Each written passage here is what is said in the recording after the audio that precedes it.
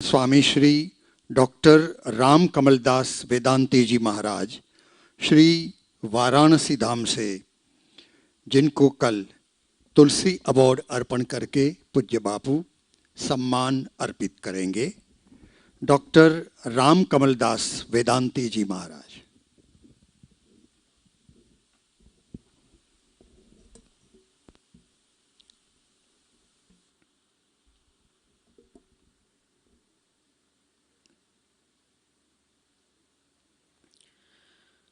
ओम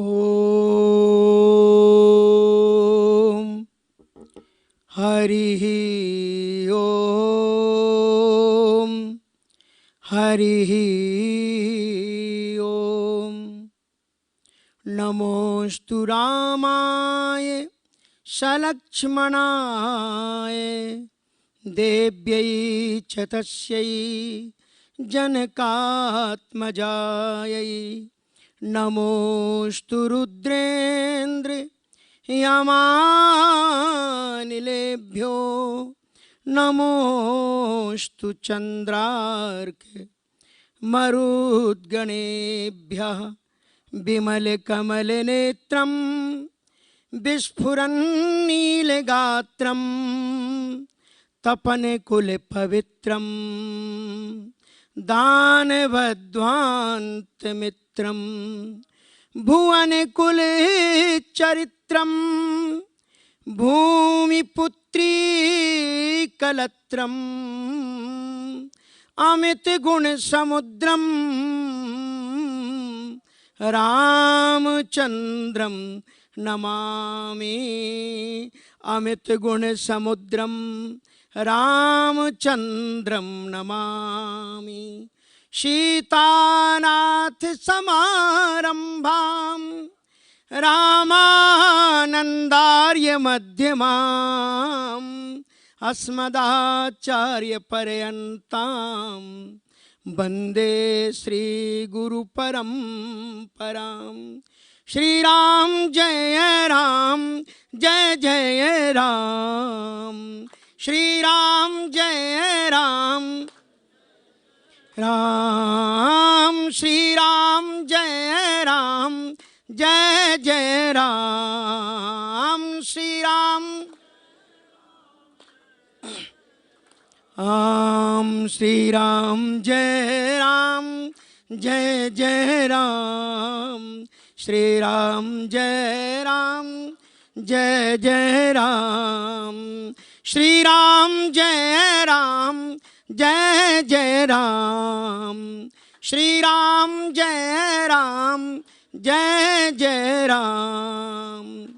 बोलो सच्चिदानंद भगवान की। पूज्यपाद गोस्वामी तुलसीदास जी महाराज की। पूज्यपाद श्री वेदव्यास जी महाराज की। पूज्यपाद महर्षि श्री वाल्मीकि जी महाराज की। पूज्य चरण श्री रत्नावली देवी की। ओम नमः पार्वती पतये हर हर महादेव। तपापूत आप्तकाम तत्वदृष्टा मनीषी पूज्यपाद सदगुरुवत श्रद्धेय श्री बापू जी, उपस्थित देश की विभिन्न कोने कोने के विभिन्न तीर्थ स्थानों से पधारे हुए मानस जगत अध्यात्म जगत की शीर्षस्थ ऊंचाइयों को प्राप्त करने वाले समस्त विद्वज्जन और उपस्थित सभी हमारी माताएं एवं बहनें,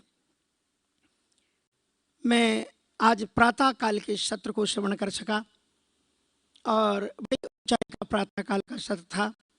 सभी विद्वानों की ऐसी अंतःकरण को स्पर्श करने वाली वाणियां थी जो शायद काफी दिनों तक अंतःकरण में होती रहेंगी, अंतःकरण को छूती रहेंगी। ऐसे ही परम पावन अवसर पर मुझे पहला अवार्ड तो मिल चुका है। अब वो पूज्य बापू जी को मालूम होगा या आपको मालूम होगा, हमारे पूज्य श्री बाबा जी को, क्योंकि जिस दिन पूज्य बापू जी ने फोन किया कि आपको यहाँ पर तुलसी जयंती पर उपस्थित होना है, तो पहला अवार्ड तो हमें उसी से प्राप्त हो गया। तो अवार्ड आपके लिए सामने है।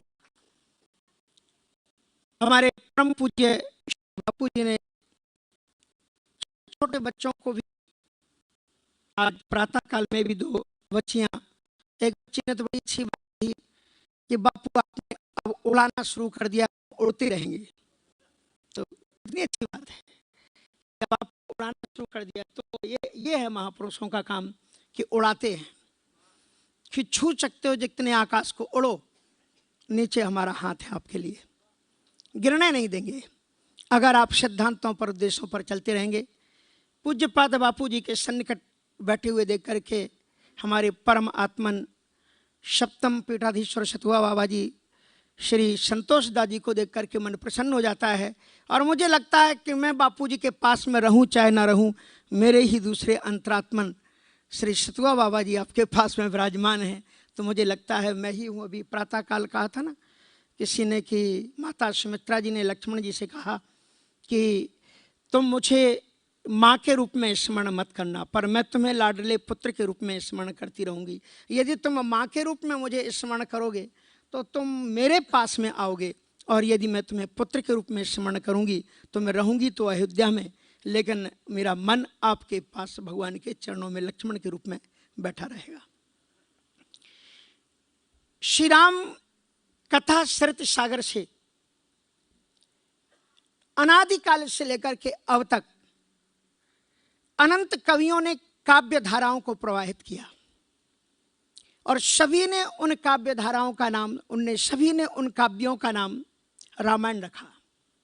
वाल्मीकि रामायण, भुसुंडी रामायण, लोमस रामायण, बरबय रामायण, आदित्य रामायण, अद्भुत रामायण और रामायण शतकोटि अपारा, पर सभी ने उनका नाम रामायण दिया।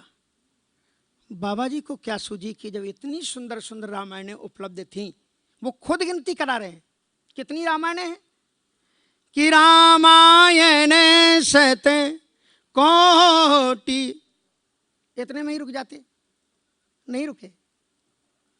रामायण सत कोटि अपारा, शतकोटि ही नहीं, अपारा, अपार रामायण है। और इस प्रकार से फिर उसके बाद में जब आपको ये महसूस है कि अपार रामायण उपलब्ध हैं, तो why you return also again Ramcharitmanas. फिर क्या आवश्यकता थी एक और रामायण को आपने रखा? पर गोस्वामी तुलसीदास जी कह रहे हैं कि अगर आप इसे रामायण ही मानोगे तब तो निश्चित रूप से मुझसे चूक हुई है, और यदि मेरे इस ग्रंथ का नाम आप वास्तविक रूप में लेते रहोगे तो निश्चित रूप से आपको लगेगा कि कुछ और आया है। और इसलिए पूज्यपाद गोस्वामी तुलसीदास जी प्रारंभ में नामकरण के ऊपर में 4 पंक्तियां लिखते हैं। कहते हैं इसका नाम रामायण नहीं है, और यदि एक दिशा में हजारों गायें जा रही हो तो कोई नहीं देखता है, लेकिन यदि एक गाय विपरीत दिशा में जाए तो लोगों की दृष्टि पड़ना स्वाभाविक है। गोस्वामी तुलसीदास जी ने एक अलग व्याख्या दी, कहते हैं इसका नाम रामायण नहीं है, रामस्य ऐनम रामायणम।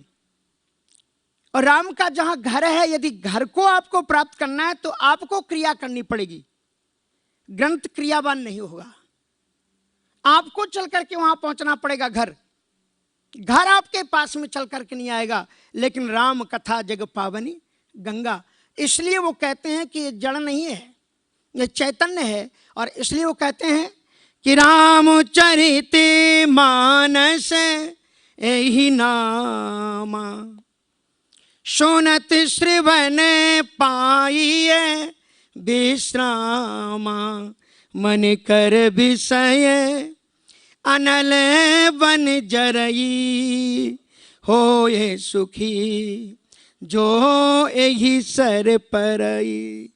रामचरित मानस मुनि भावन।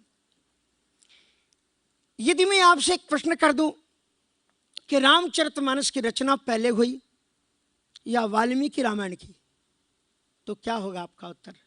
मैं समझता हूं कुछ मार्मिक विद्वान जन तो कहेंगे, कुछ और उत्तर दे सकते हैं, लेकिन अधिकांशतः हमारा ये चिंतन होगा कि वाल्मीकि रामायण तो श्री राम जी के समय की है।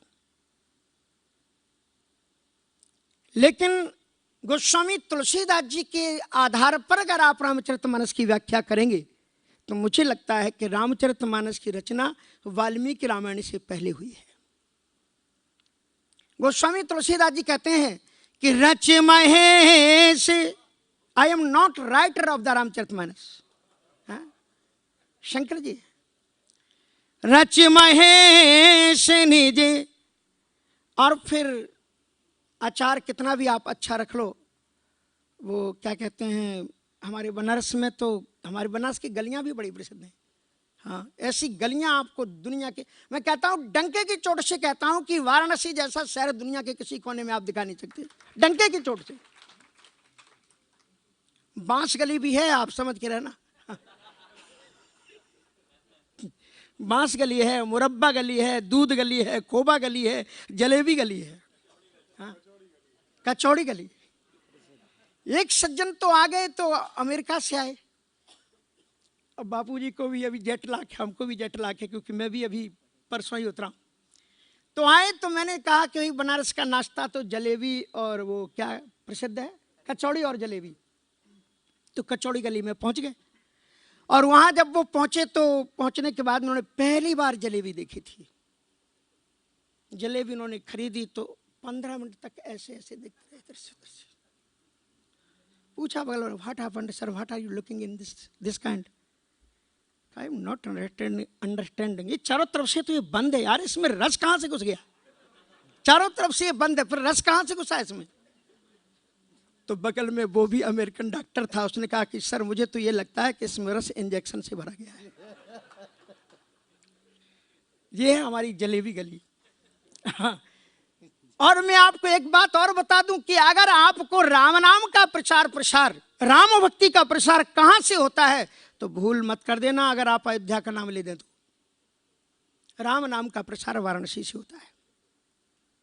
क्योंकि राम नाम के जितने भी आचार्य हैं, जानकी जी को छोड़ करके, शंकर जी तीसरे अक्षर के आचार्य हैं राम मंत्र के, वाराणसी से हैं।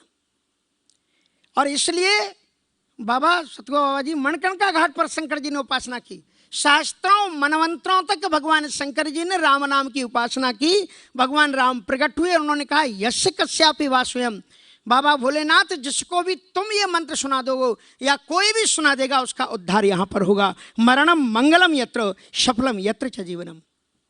दुनिया के किसी कोने में आपने मुर्दे के पीछे नाचते हुए लोगों को नहीं देखा होगा, ये काशी में होता है।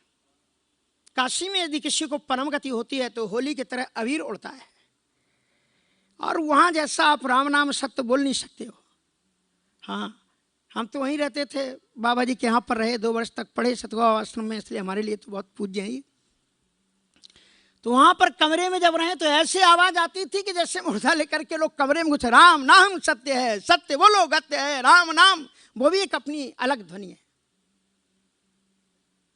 इसलिए काश्याम जासु नामो बल शंकर काशी, देत समय समगति अविनाशी, काशी मरथ जंतु अवलोकी, जासु नामो बल करो विशोकी, शोपी राम महिमा मुनिराया, और शिव उपदेश करत करिदाया। राम नाम की महिमा है। इसलिए एक दोहा ऐसा था जो गोस्वामी तुलसीदास जी ने लिखा तो रामनगर के लिए, पर हमारे अयोध्या वालों को थोड़ा सा वो गड़बड़ लगा, इसलिए उन्होंने कुछ बदल लिया उसमें। राम नगरिया राम की और बसे गंग के तीर, अटल राज महाराज की चौकी हनुमत वीर। तो अयोध्या वालों ने क्या किया, बोले राम नगरिया, राम की बसे सरजू के तीर, बोले राम की नगर किया तो अयोध्या है। अरे बाबा वो अयोध्या के लिए नहीं है दोहा, वो बाबा ने रामनगर के लिए लिखा है। दुनिया में केवल ऐसा रामनगर है जहाँ का हर एक मोहल्ला राम कथा का है। चित्रकूट अलग है, जनकपुर अलग है, लंका अलग है, सब कुछ। बापू जी ने तो वहाँ हाथी पर बैठ करके रामलीला देखी, हम लोग तो नीचे खड़े होकर के देखते थे, तब भी बापू हम वहाँ थे। और सच कहता हूँ कि मैंने राजा को भी कम देखा था, भगवान जी को कम देखा था, हमने तो आप ही को देखा था ज्यादा, क्योंकि मैं बचपन से आपको देखता आया। सन 82 में रामायण के 108 पाठ करने के लिए महात्मा अयोध्या से गए। सूरत में बापू जी की कथा थी, और सबसे कम उम्र का महात्मा मैं ही उसमें भर्ती हुआ था। और उन 1 से 8 पाठ होते रहे और मैं सामने बैठ करके, और अब दक्षिणा तो कोई ले नहीं सकता, सच सच बता दूं, मैंने नवाह प्राण का पाठ नहीं किया था, मैंने तो आपको सुना था और दर्शन किया था। दक्षिणा तो मिल गई थी जो मिलनी थी। क्योंकि 2 काम एक साथ हो नहीं सकते कि अपने प्रेमास्पद को देख भी लो और कुछ दूसरा भी तुम काम कर लो। It is not possible to do both together, संभव नहीं। तो यहां पर गोस्वामी तुलसीदास जी महाराज कहते हैं रामचरित मानस एहि नामा। He want to give attention for the चरित वर्ड। चरित्र जो शब्द है that is very important for every person.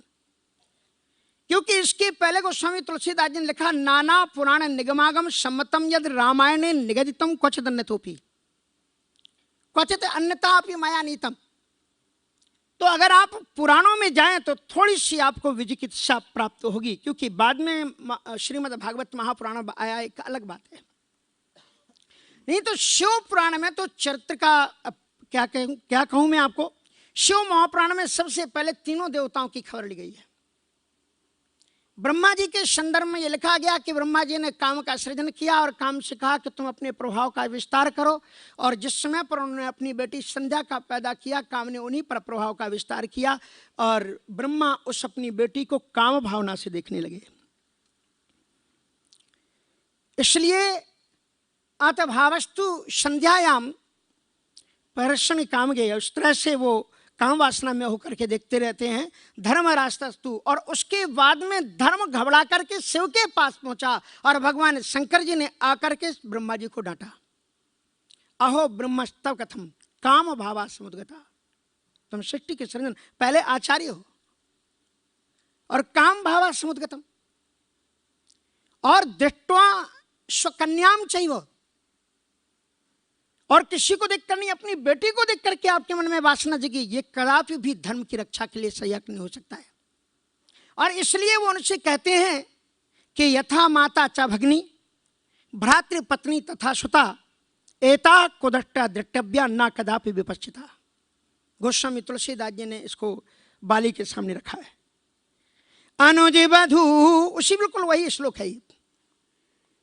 यथा माता च भगिनी भ्रातृ पत्नी तथा सुता, केवल माँ को हटा दिया है गोस्वामी तुलसीदास जी ने।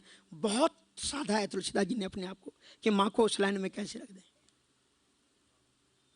अनुज बधू भगिनी सुत नारी सुन सठ कन्या समये चारी इन्हें कुदृष्टि विलोकै जोई ताहि बधे कछु पापे न होई। और यही ब्रह्मा जी महाराज बड़ा गजब कर देते हैं। शिव महापुराण के बिल्कुल प्रामाणिकता के साथ में बोल रहा हूं। 19वें अध्याय में सती खंड चल रहा है। ब्रह्मा जी महाराज पुरोहित हैं, शंकर जी का विवाह हो रहा है, सती जी की भावरियां पड़ रही हैं। क्या किया उस समय पर ब्रह्मा जी महाराज ने? प्रदक्षिणाम प्रकुर्वन्त्याः बन्हे सत्याः पदद्वयम् आविर्बभूव वसनात् तददृक्ष महात्मनः। जिस समय पर सती जी परिक्रमा दे रही थी, उनके वस्त्र थोड़े उठ गए कदमों के। उठे हुए वस्त्र के अंदर में झलकते हुए चरणों के लालित्य को देखकर जी के मन ब्रह्मा जी को अपने आप में संयम में नहीं रख सके। शिव महापुराण को पढ़ना, फिर उन्होंने उनको देखने के लिए क्या किया, उन्होंने सोचा मैं इनके मुख का भी अवलोकन कर लूं। तो जानबूझ करके लकड़ी गीली की और उसमें धीरे धीरे धूम डाला और इतना धुआं कर दिया कि भगवान शिव भी नहीं देख सके। और तत्र वस्तम प्रसप्त्वा सती वक्त्रम महामजे। और जब अंधेरा चारों तरफ से छा गया, उस समय पर ब्रह्मा जी ने सती जी का मुखमंडल उठा करके उनको देखा। और एक बार नहीं देखा, मुहुर मुहु सती वाक्यम, कई बार उन्होंने देखा। तब भगवान शंकर जी ने कहा है कि तुम्हारा तो वध भी यदि मैं कर दूं तो भी उचित नहीं, अनुचित नहीं है चरित्र। और इसी शिव महापुराण में आगे चल करके जो वृंदा है जलंधर की पत्नी, उसके साथ में विष्णु जी की बहुत विचित्र स्थिति है शिव महापुराण में। विष्णु जी महाराज उस समय पर अथ प्राप्त्वा दृष्ट्वा विष्णु जी महाराज वहां पर जब उसके साथ में 1-2 दिन तक नहीं रहते हैं, स्पष्ट कहते हैं निवेश तद्वनम तद्युक्ता बहुवासरान, उनके साथ में कई दिनों तक भगवान विष्णु जी रहे। और उसके बाद में वहां पर वर्णन आता है कि जब एक दिन उसको पता लग गया वृंदा को कि ये तो विष्णु जी हैं, और तब फिर उन्होंने कहा धिक तदेवम हरे शीलम। धिक शब्द कहा है, वृंदा ने विष्णु जी को शिव महापुराण में धिक शब्द का प्रयोग किया। धिक तदेवम हरे शीलम पर दाराभिगामिना, ये शिव महापुराण का शब्द है, वृंदा बोल रही है विष्णु जी के लिए। इसलिए महत्वपूर्ण श्रीमद् भागवत में भगवान शंकर जी की स्थिति क्या है? तया पृथक ज्ञाना, सतिरपृष्ठ के चेतना, भगवान शंकर जी विश्वमोहिनी जी के स्वरूप के पीछे दौड़ते हैं और भवान्या अपि पश्यन्ति,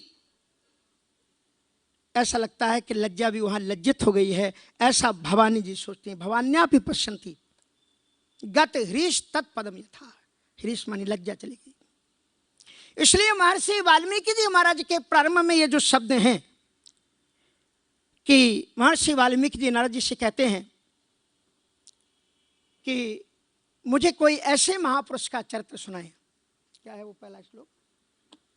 कौन अस्मिन् सांप्रतम लोके गुणवान कश्च वीर्यवान धर्मज्ञश्च कृतज्ञश्च सत्यवाक्यो दृढ़व्रता चारित्रेण चक्को युक्ता। और ये that is very important question, because you want to special the चरित्र कैरेक्टर फॉर द वर्ल्ड। चारित्रेण चक्को युक्ता, और कहते हैं कि सर्वभूत हिते रता, चारित्रेण चक्कयुक्ता सर्वभूतेषु कोहिता विद्वान का समर्थच्च और कश्चैक प्रिय दर्शना। आत्मवान को जित क्रोधो द्युतिमान कौन सूये कहा और कस्य बिभ्यति देवास जात रोषे संयुगे। 16 प्रश्न है। इसलिए ये प्रश्न खड़ा करना कि राम जी 12 कला के हैं या 16 कला के हैं, श्रीमद् भागवत में स्पष्ट रूप से, घंटी तो बजानी पड़ेगी। हो गया क्या टाइम? हो गया ना, 1 मिनट है अभी। तो कश्य बिभ्यति देवाश्च, तो उस समय पर जो उन्होंने चरित्र, ये 16 गुण है श्रीमद् भागवत में। तो ये भी कहा गया है कि जिस समय पर 9वें स्कंद में श्री राम जी का अवतार हो रहा है, तो दशरथ जी के संदर्भ में कहते हैं तस्यापि भगवान एष साक्षात ब्रह्ममयो हरि।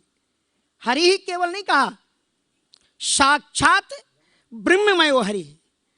यहां पर हरि और परब्रह्म में थोड़ा सा फर्क है। वाल्मीकि रामायण या पुराणों के अंतर्गत देखेंगे तो अलग अलग आ जाएगा। साक्षात ब्रह्ममयो हरि। तो मैं मर्यादा का पालन करूं, इसलिए बात तो रामचरितमानस तक पहुंचनी चाहिए। पर ये जो 16 गुण हैं, इन 16 गुणों को रामचरितमानस में अलग अलग करके पूरा, क्योंकि गोस्वामी तुलसीदास जी ने कहा है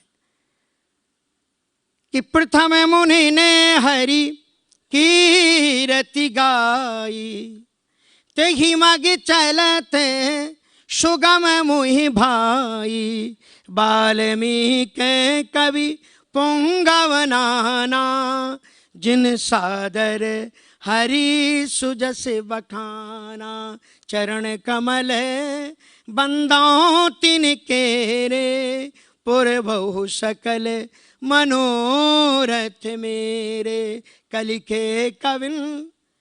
तो ये जो पद्धति है पूज्य बापू जी ने उसी को हमारे सामने प्रस्तुत किया है, क्योंकि अपने सामने उन व्यासों को जो अभी धरती से उठने का प्रयास कर रहे हैं, और कह सकते हैं कि यथावत्स्य तराचुदार था अजात पक्षा एवं मातरम खगा। तो जिस प्रकार से माता पिता उनका पोषण करते हैं, उसी तरह से उदीयमान, क्योंकि वो बच्चे जो रामचरितमानस की ओर, भागवत की ओर बढ़ रहे हैं, उन्हें देख करके खुशी होती है कि आगे आने वाले युग में भी व्यास परंपरा खत्म नहीं होगी।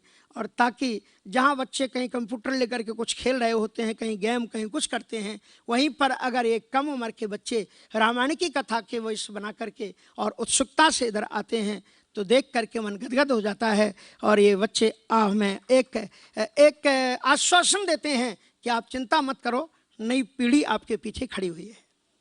तो ऐसी समस्त पीढ़ियों के लिए बार बार नमन करते हुए पूज्य बापू के पावन श्री चरणारविंदों में अपनी वाणी को विसर्जित करते हुए वाणी को विराम। जय श्री सीताराम। श्री राम जय जय राम।